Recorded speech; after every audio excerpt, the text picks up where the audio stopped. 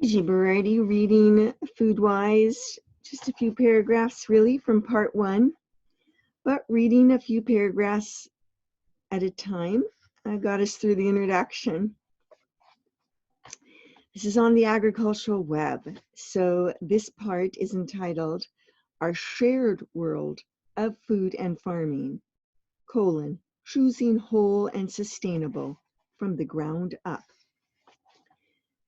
Because this is an integrated web, feedback from every step of the chain provides incentives or discouragement to every preceding step, and that feedback helps decide what happens there.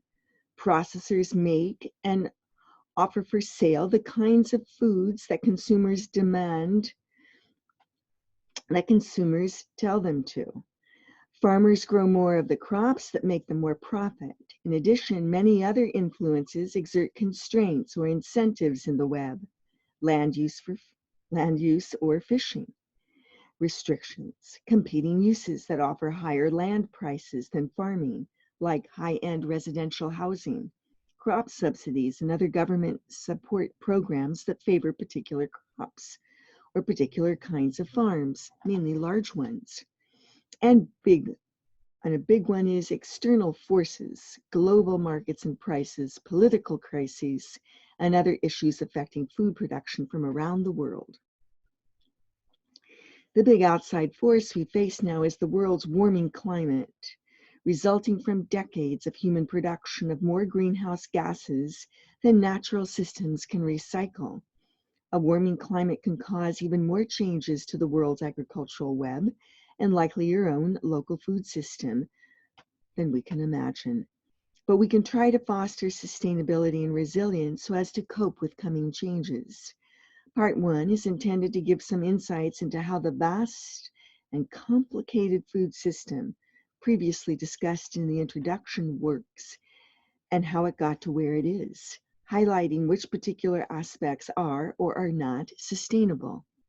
A key way to achieve sustainability is to be resilient, and that includes changes in how governments can support the food system. So I've spoken in previous vlogs about just that, about government support of the food system, about government planning, forward planning, foresight, and the importance and value of tracking and estimates. And this is going to be important now in a worldwide context, given that food deficits are looming large.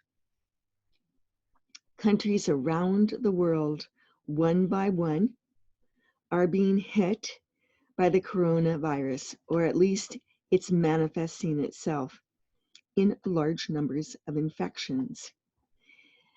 These countries are benefiting to some extent in terms of the path that previous countries have taken or experienced, but not really.